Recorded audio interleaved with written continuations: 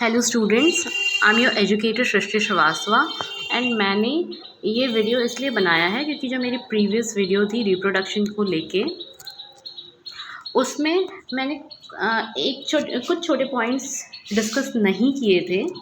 I forgot it by mistake, so I just wanted to discuss that particular portion. So यहाँ मैंने बताया था कि रिप्रोडक्शन एक नॉन डिफाइनिंग फीचर है, उसके एग्जांपल्स भी दिए थे मैंने. But I forgot to give, there was an additional example जिसको मैं डिस्कस नहीं कर पाई थी. So let's discuss that. तो क्या होता है कि I did not talk about inclusive growth of unicellular organism. ये एक और एविडेंस है जो कि सपोर्ट करता है कि रिप्रोडक्शन को डिफाइनिंग फीचर में नहीं, नॉन डिफाइनिंग फीचर में ही रखा जाना चाहिए. तो हाँ, we already had seen it in the previous video जो ग्रोथ को लेके था कि हाँ, इंक्लूसिव ग्रोथ क्या होता है. सपोज एक यूनिसेलुलर ऑर्गेनिज्म है, उसमें सेल डिवीजन हुआ और वो डिवाइड हो जाता है दो यंगर सेल्स में. तो ये तो डिफरेंट ऑर्गेनिजम्स हो गए. तो यहाँ पे जो हमारा सेल डिवीजन है that is leading to growth, that is leading to reproduction. और डिवीजन ऑफ सेल को हमने कंसिडर किया गया है as a process of growth. तो यहाँ पे अगेन रिप्रोडक्शन एक यूनिसेलुलर ऑर्गेनिज्म में ग्रोथ और रिप्रोडक्शन को डिफ्रेंशिएट किया ही नहीं जा सकता है. तो ये भी एक रीज़न है कि उसको नॉन डिफाइनिंग फीचर में रिप्रोडक्शन को रखा गया है. दिस इज़, तो यही है कि ये भी एक एक्सेप्शन है बाकी एक्सेप्शंस के साथ.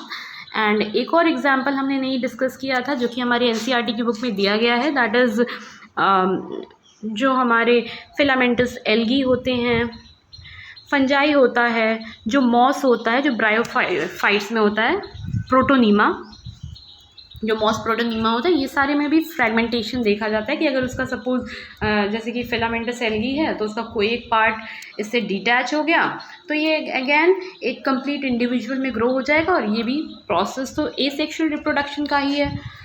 तो इसको भी एक्चुअल रिप्रोडक्शन तो नहीं कहा जा सकता. It's just a method of increasing its number. इसको एक्चुअल रिप्रोडक्शन नहीं कहा जा सकता है.